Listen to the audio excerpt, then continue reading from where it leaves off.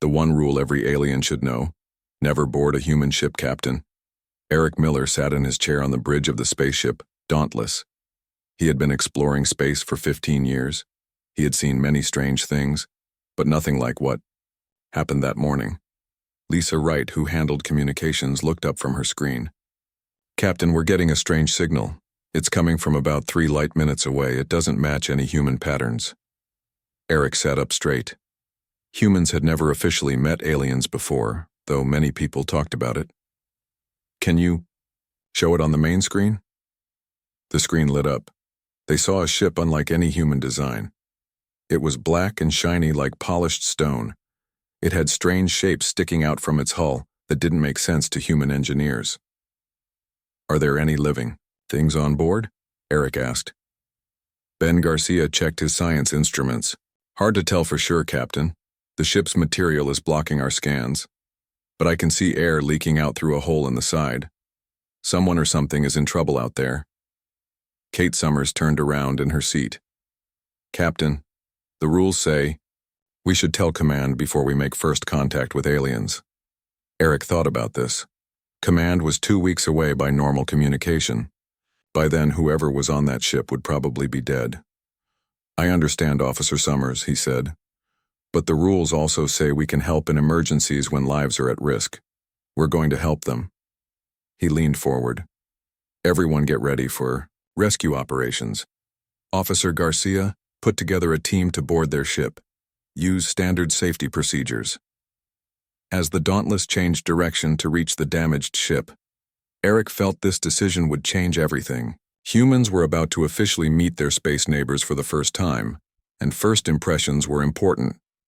What Eric and his crew didn't know was that across the galaxy, alien civilizations told stories about humans. Stories about the strange, unpredictable species from the Sol system that somehow hadn't destroyed itself before reaching space. These stories always ended with one simple rule: never board a human ship. Unfortunately for the aliens, humans had never heard these stories. The rescue team gathered in the shuttle bay. They checked their spacesuits one last time. Lieutenant Alan Foster, the security chief, gave each team member a stun weapon. "Remember," Eric told the team, "this is a rescue mission, but we don't know what we're dealing with. Stay alert, stay together, and please don't start a war with aliens." Dr. Olivia Reed adjusted her medical bag. "If there are survivors, their bodies might be completely different from anything we know. I've brought as many universal treatments as possible, but do your best, Doctor." Eric nodded. "That's all any of us can do today." The shuttle left the Dauntless and flew toward the alien ship.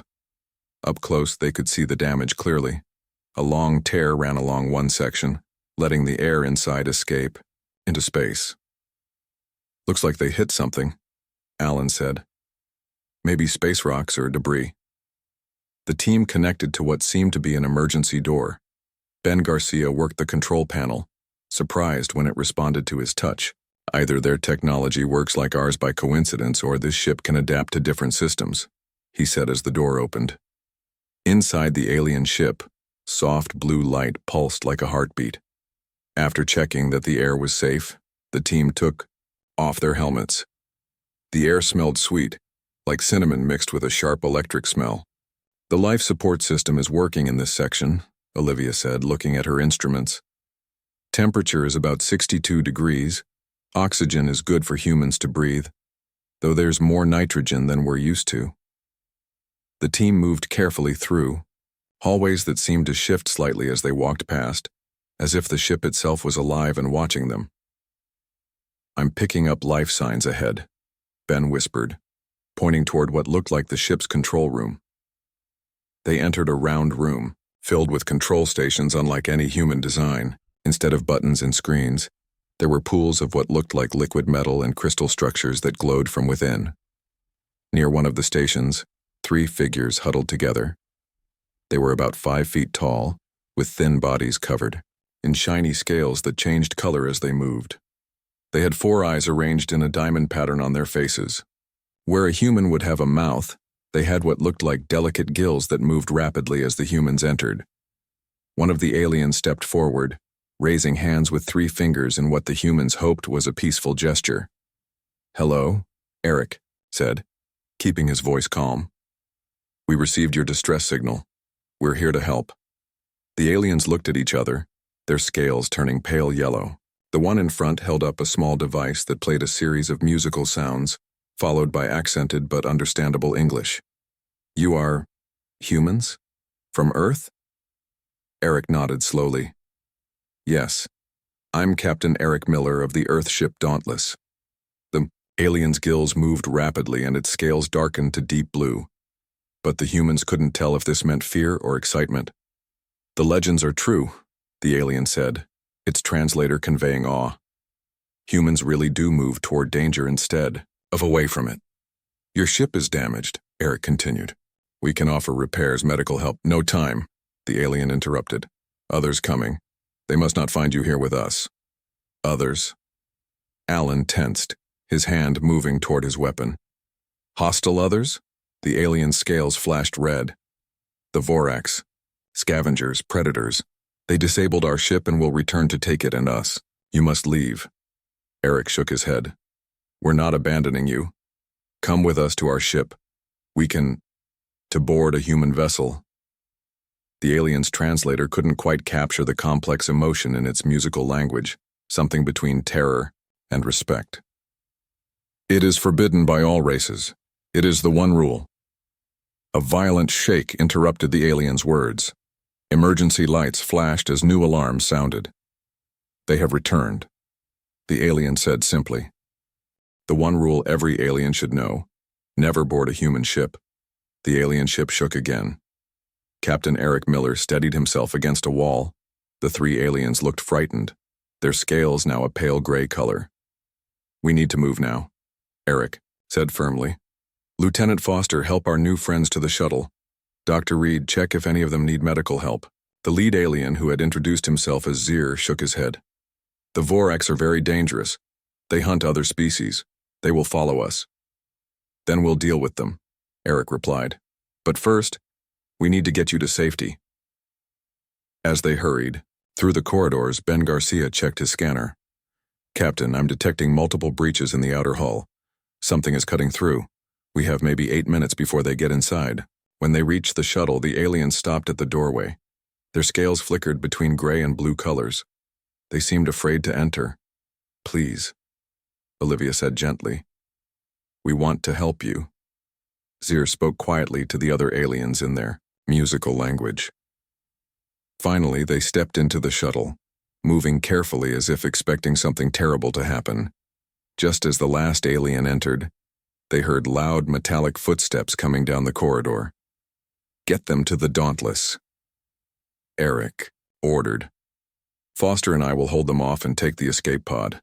The shuttle door closed and detached from the alien ship. Eric and Alan took defensive positions, their weapons ready. Around the corner came 3 massive figures. They were at least 7 feet tall and covered in thick armor. They had multiple mechanical arms and their faceplates glowed angry red. Eric and Alan fired their stun weapons, creating a distraction. Then they ran to the small escape pod they had prepared as a backup plan. They jumped inside and launched away from the alien ship. Through the window, Eric could now see the Vorax ship clearly. It looked like a giant metal spider, with smaller ships coming out to chase the human shuttle. Eric activated his communicator. Lieutenant Daniels, prepare to recover both our shuttle and this escape pod, then get us out of here at maximum speed. Already working on it, Captain, Kim replied from the Dauntless. But those enemy ships are very fast. They'll catch the shuttle before it reaches us. Eric watched as the Vorax ships got closer to the shuttle, carrying his crew and the rescued aliens. He made a quick decision. Helm, plot a micro jump. On my mark, jump to position directly between the shuttle and those pursuit ships. Sir, at that close range, the space displacement could damage both ships. I know the risks, Lieutenant. Do it. The Dauntless disappeared in a flash of light, reappearing seconds later directly in the path of the Vorax ships. The wave of displaced space sent the smaller ships tumbling, giving the shuttle time to reach safety. Shuttle is aboard, Kim reported. Locking onto your escape pod now. Got you. All personnel recovered. Get us out of here, Lieutenant. Random jump pattern, maximum distance. As the Dauntless prepared to jump to faster-than-light speed, The main Vorax vessel turned to intercept them. A beam of intense energy shot out, hitting the human ship's shields. Shields holding at 82%, the tactical officer reported. Their weapons are very advanced, Captain. Jump now, Eric ordered. The Dauntless leapt into FTL space just as a second, more powerful beam cut through the space where it had been moments before. They had escaped, for now, but Eric knew this was only the beginning. In the medical bay, Dr. Olivia Reed examined the three aliens while Eric talked with Zir. Your rescue was unexpected, Zir said, his scales now a calm blue with hints of green. The translator worked better now, capturing more of the aliens' musical language. In 15,000 years of galactic history, no species has done what you humans did today. Eric raised an eyebrow. Rescue people in trouble? Where I come from, that's normal. Exactly, Zir replied. Most space travelers calculate risk versus benefit before any action. The idea of risking yourself for unknown others is, he searched for the word, uniquely human. That still doesn't explain why boarding a human ship is supposedly forbidden across the galaxy, Eric said. Especially since humanity hasn't even officially met aliens yet. Zir's scales rippled in what might have been a sigh. Your species has been watched for centuries, Captain. Your radio signals, your space probes, most space-traveling civilizations, follow predictable paths. They outgrow their violent tendencies before developing faster than light travel. But not humans, Eric guessed. Humans are different. You still fight, compete, risk, sacrifice. You created art about space exploration long before you had the technology to do it. You dream impossible dreams and then force them into reality through sheer stubborn will. Zir's scales shifted to a pattern that showed respect, mixed with fear, and your ships reflect this nature. How so? A Luminari vessel, that's my species, is designed to work in harmony with space-time. A Vorax ship is designed to intimidate and dominate. But human ships, Zir gestured around them.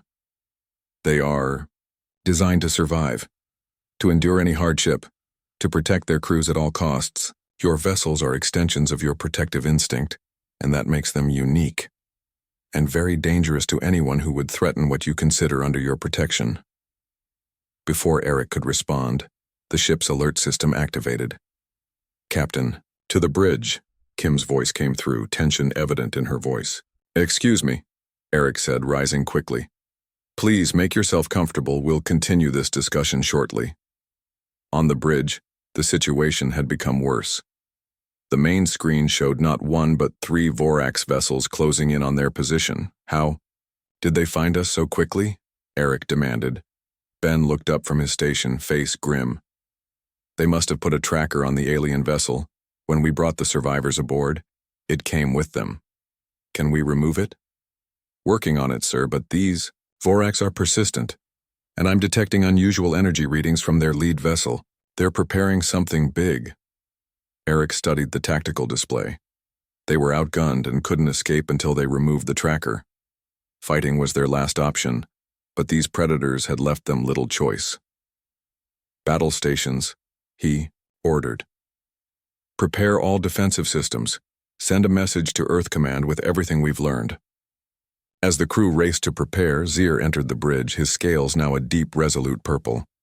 Captain Miller, I must speak with you urgently, he said. What the Vorax are preparing, it is a weapon that will create a hole in space-time, pulling your vessel into a pocket dimension where they can study and take it apart at their leisure. Eric looked at Zir with determination. Then we'll just have to find a way to stop them. The one rule every alien should know: never board a human ship. Can we counter their weapon? Eric asked Zir, looking at the 3 Vorax ships on the screen. Not with your current technology, Zir replied. But perhaps with knowledge. My people, the Luminari, are scholars of space-time. If your science officer would allow me to help with your shield systems, I believe I can suggest changes that might disrupt their targeting systems. Eric hesitated only briefly. Officer Garcia, work with Zir, quickly. As Ben and Zier worked together at the science station, rapidly exchanging complex equations and ideas, Eric turned to his tactical officer. If their modifications don't work, we'll need a backup plan. What's the status of our experimental weapons array? The phase disruptors are online but untested in actual combat, sir. Today seems like a good day for a test, Eric said grimly. Target their lead vessel's primary weapon array. If they want to send us to another dimension, we'll give them something to remember us by. The Vorax ships had formed a triangle around the Dauntless, their weapons charging with ominous energy. Modifications complete, Ben announced. Shield, harmonics reconfigured to produce a phase-shifted barrier that should, in theory, reflect their dimensional weapon back on itself. Theory is better than nothing, Eric replied. Engage modified shields and prepare for impact. The space between the Vorax ships began to distort, reality itself seeming to fold and twist as their combined weapon reached full power. Brace for impact, Eric called. The dimensional weapon fired a beam of swirling energy that struck the Dauntless dead center, and then something unexpected happened. Instead of collapsing inward as the Vorax had planned, the modified shields created a cascading reflection effect, sending pulses of the dimensional energy back toward each Vorax vessel in turn. On the view screen, the lead Vorax ship's hull began to distort, portions of it shifting in and out of phase with normal space-time. It's working, Ben exclaimed. Their own weapon is creating dimensional stress fractures in their hulls. Now, while they're vulnerable, Eric ordered, fire phase disruptors, full spread. The experimental weapons lanced out from the Dauntless, their energy tearing through the already compromised Vorax shields. On the tactical display, alarm indicators flashed as the lead Vorax vessel began to break apart. The other ships are disengaging, the tactical officer reported. They're retreating. A cheer went up on the bridge, quickly silenced when Eric raised his hand. Don't celebrate yet, he cautioned. We've made powerful enemies today, and something tells me they hold grudges. He turned to Zier, whose scales now shimmered with a golden hue the humans hadn't seen before. Thank you, Ambassador. Your knowledge saved this ship and everyone aboard. And your courage saved my people, Zier replied. Perhaps this is the beginning of a new understanding between our kinds. 2 weeks later, the Dauntless was on its way back to Earth. The ship had been repaired with the help of Luminary technology. Eric had formally invited Zier to be the first alien ambassador to Earth, and Zier had accepted.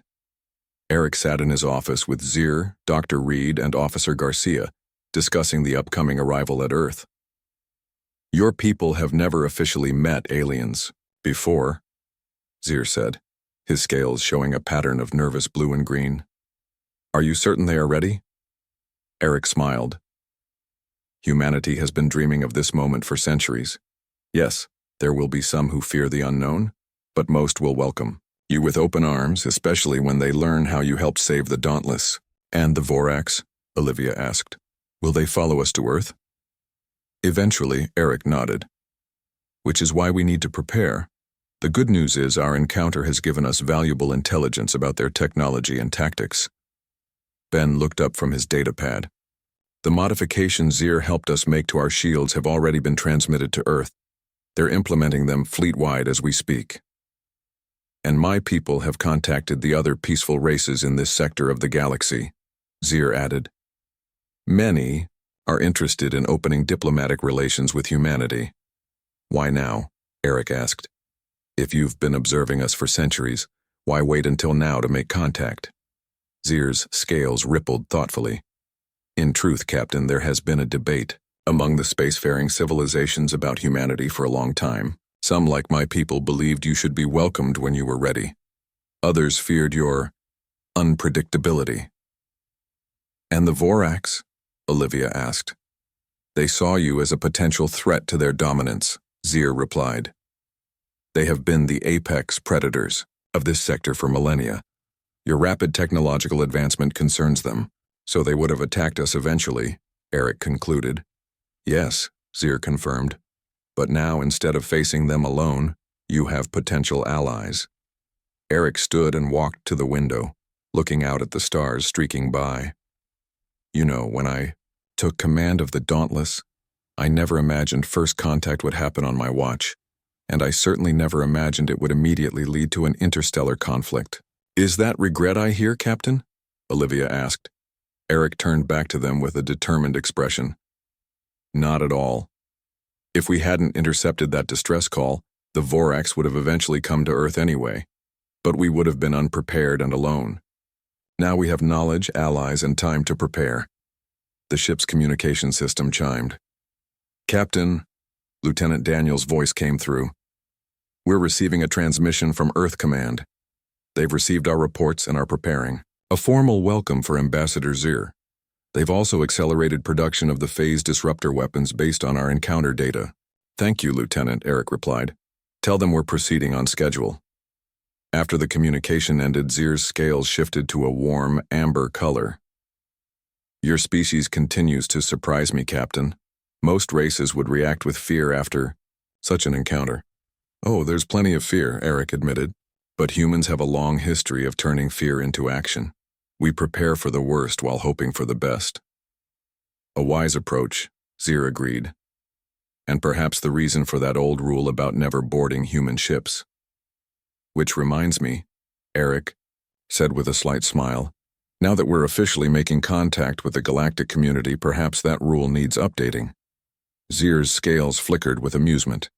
Indeed, perhaps the new version should be, never board a human ship, unless invited as a friend, and never ever threaten what humans protect. As the Dauntless continued its journey to Earth, carrying the future of human-alien relations with it, Eric couldn't help but feel that despite the dangers ahead, humanity was about to enter a new and exciting chapter in its history. The one rule every alien should know, never board a human ship. The Dauntless arrived at Earth 2 days later. As they approached the blue planet, Zir pressed his four-fingered hand against the viewport, his scales shifting to a bright, excited gold. It looks even more beautiful than in our telescope images, he said softly. Eric stood beside him. First time seeing Earth in person? The Luminari have observed from a distance, but our laws forbade direct contact until a species developed, independent faster than light travel. Zir turned to Eric.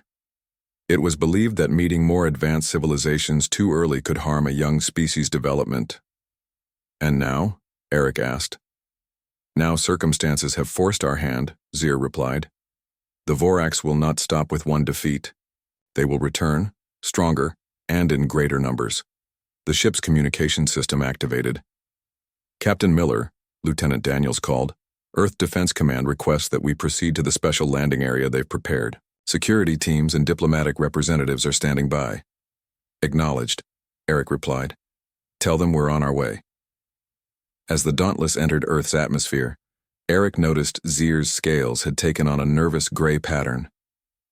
Don't worry, Eric reassured him. You're under my protection and that of Earth's government. You'll be treated with respect. It's not personal safety that concerns me, Zir explained. It's the weight of responsibility. I am the first of my kind to officially meet with humans. What happens next will shape relations between our peoples for generations. Eric nodded. I understand. But from what I've seen of you and your people, I believe this will be the beginning of a productive friendship. The ship landed in a special area surrounded by security forces. Through the viewport, they could see a crowd of officials waiting, along with news cameras and a military honor guard. Are you ready? Eric asked. Zir's scales shifted from nervous gray to a determined blue. Yes. Let us make history together, Captain Miller. The next few hours passed in a blur of introductions, security checks, and preliminary discussions. Eric watched with pride as Zir handled the situation with grace and dignity, explaining the Luminari culture and the galactic political situation to increasingly high-ranking Earth officials. By evening, they found themselves in a secure conference room at the United Earth Defense Headquarters. The Secretary General, along with military and scientific leaders from around the world, sat across the table from Eric, Zir, and the senior officers of the Dauntless. Ambassador Zir, the Secretary General began, on behalf of all humanity, I thank you for the assistance you provided to the Dauntless. Without your help, we might have lost one of our finest ships and crews. Zier's scales rippled with respectful acknowledgement. "The debt is mine, Secretary General. Your people saved my life and those of my colleagues. The Luminari Conclave extends its hand in friendship to Earth." "Which brings us to the matter at hand," the defense minister interjected. "This Vorax threat. Captain Miller's report suggests they pose a significant danger to Earth." "They do," Zier confirmed. "The Vorax Empire controls nearly 1/8 of this galactic sector. They see other species as resources to be harvested or threats to be eliminated. Your rapid technological advancement and unique approach to space exploration has drawn their attention." "Unique in what way?" asked them. Science Director Eric answered. "According to Ambassador Zier, most species follow a different technological path than humans. They typically outgrow their aggressive tendencies before developing space travel. Whereas humans," Zier continued, "maintain their protective and sometimes aggressive instincts even as they reach for the stars. Your ships reflect this. They are designed not just for exploration, but for survival in hostile environments. This makes them formidable and threatening to these Vorax," the defense minister concluded. "Precisely," Zier nodded. "The Vorax have dominated through fear and superior technology for millennia. Your potential represents a disruption to their power structure." The Secretary General leaned forward. "What are our options, Ambassador? Does Earth stand alone against this threat?" Zier's scales brightened. "Not alone. The Luminari Conclave has already called for a council of peaceful species to discuss mutual defense. Your demonstration against the Vorax, both your willingness to help others at risk to yourselves and your ability to counter their weapons, has impressed many who were previously uncertain about humanity. So we've made friends and enemies. In our first month of knowing aliens exist," the defense minister said with a grim smile. "Typical human luck." The meeting continued late into the night, discussing defense strategies, technological exchanges, and diplomatic initiatives. When it finally concluded, Eric walked with Zier to the guest quarters that had been prepared for him. "You handled that very well," Eric told him.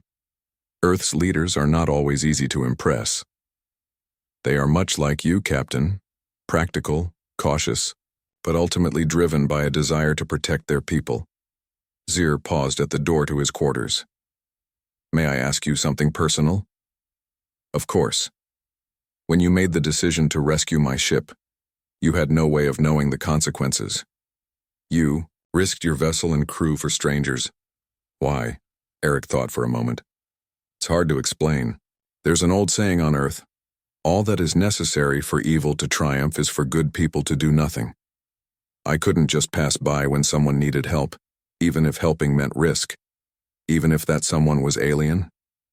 Human, alien, when it comes to suffering, the distinction doesn't matter much. Life is life." Zier's scales took on a deep purple hue that Eric had come to recognize as profound respect. "That sentiment, Captain Miller, is why many species have long observed humanity with both fear and hope. Your capacity for violence is matched only by your capacity for compassion. It is a rare combination in the galaxy. Let's hope compassion wins out in the end," Eric said. "Indeed." Zier extended his hand in the human gesture of friendship he had learned. "Tomorrow we begin building the future, together." As Eric shook the alien's hand, he couldn't help but smile at the irony. The one rule aliens were supposed to know, never board a human ship, had been broken, and the result was not disaster but the beginning of a new alliance. Sometimes breaking the rules was exactly what the universe needed.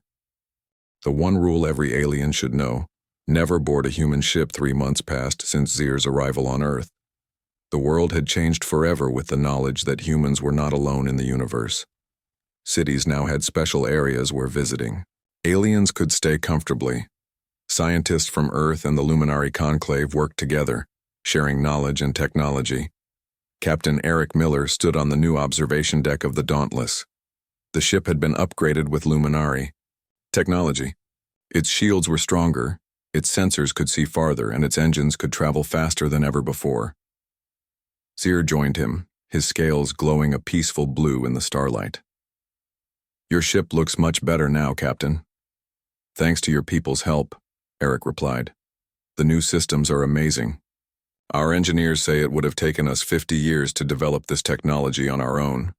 And thanks to your engineers, we now have better weapon systems than we've ever had, Zir said.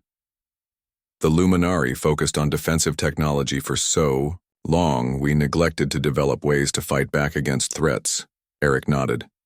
Different approaches, different strengths. Together, we're stronger than either of us would be alone. The alliance is growing, Zir reported. 7 more species have joined our defensive pact against the Vorax. Even some who were previously afraid of humans are now seeing the benefits of partnership. And the Vorax? Zir's scales darkened slightly. Our scouts report they are gathering. A large fleet at the edge of their territory. They are not taking their defeat well. We didn't expect them to, Eric said grimly, but now we'll be ready for them. Lieutenant Lisa Wright approached them holding a datapad. Captain, the final preparations for the mission are complete. The fleet is assembled and ready to depart. Thank you, Lieutenant. Eric took the pad and reviewed the information. 5 Earth ships and 3 Luminari vessels, plus supporting craft from our other allies. It's a good start. The first joint defensive fleet in this sector's history, Zir noted. A historic moment. And you'll be coming with us, Ambassador? Lisa asked. I wouldn't miss it for anything, Zir replied. Besides, someone needs to help coordinate between all these different species and their ships. Eric looked out at the stars, thinking about how quickly everything had changed. Just a few months ago, humanity had thought itself alone in the universe. Now Earth ships were preparing to join an alien fleet to patrol the borders of their shared space. Captain, Ben, Garcia called from his station. Admiral Hayes is requesting your presence in the command center. The final briefing is about to begin. On my way, Eric replied. He turned to Zir. Ready for another adventure? With you and your crew? Always, Zir answered, his scales shimmering with excitement. They walked together through the corridors of the Dauntless. Crew members nodded respectfully as they passed. Many had gotten used to seeing Zir and other aliens aboard, though some still stared in wonder. In the main command center, officers from all the allied species gathered around a large holographic display. Admiral Susan Hayes, recently appointed, commander of Earth's new Space Defense Force, stood at the head of the table. Captain Miller, Ambassador Zir, thank you for joining us, she said. We were just reviewing the patrol routes along the border regions. The hologram showed the territory of the allied worlds in blue, with the Vorax Empire glowing red on the far side of the map. Yellow lines marked the planned patrol routes. Our strategy is defensive for now, Admiral Hayes explained. We want to show strength without appearing aggressive. The Luminari and Galari ships will take the lead in first contact situations, with Earth vessels providing tactical support if needed. A wise approach, Zir agreed. Many species still find human ships intimidating. Several of the alien officers nodded in agreement, though Eric noticed they did so with respectful expressions rather than fearful ones. Which brings me to an important point, Admiral Hayes continued.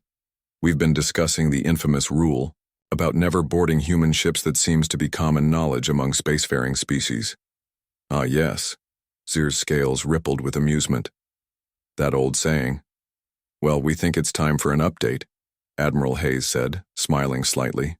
Captain Miller and Ambassador Zir have worked together to draft a new interspecies protocol. Eric stepped forward. The new guidelines emphasize cooperation and mutual respect. No more blanket rules about avoiding each other's ships. Instead, we propose standard procedures for joint operations, emergency assistance, and diplomatic visits. The old rule came from fear and misunderstanding, Zir added. This new approach comes from trust and shared purpose. The alien officers looked at each other, then one by one nodded their agreement. Then it's settled, Admiral Hayes said. The fleet departs tomorrow at 0800 hours. Humanity's first interstellar defense mission begins. As the meeting ended, Eric and Zir walked back to the observation deck. The Earth hung below them, beautiful and blue against the blackness of space. When I was young, Zir said quietly, I Used to look up at the stars and wonder if we were alone. My teachers told me about the mysterious humans, how dangerous yet fascinating you were, how we should watch but never approach. I never imagined I would one day stand on your world and call you friends. And I never imagined I'd help start an interstellar alliance, Eric replied. Life is full of surprises. Indeed it is, Zier agreed. I've been thinking about that old rule again. Never board a human ship. Oh? It wasn't entirely wrong, Zier said thoughtfully. Human ships are expressions of your species' spirit. Resourceful, protective, sometimes fierce. The rule just missed an important detail. Which is? Zier's scales glowed with warm golden light. That same protective spirit that makes you dangerous to enemies makes you the best possible allies to friends. The new rule should perhaps be, never board a human ship as an enemy, but count yourself fortunate to board one as a friend. Eric smiled. I like that version better. As they looked out at the stars, a fleet of ships from 5 different species moved into formation around the Dauntless. Together they would face whatever challenges the universe held, not as separate races, but as allies. The old rule was broken. A new era had begun.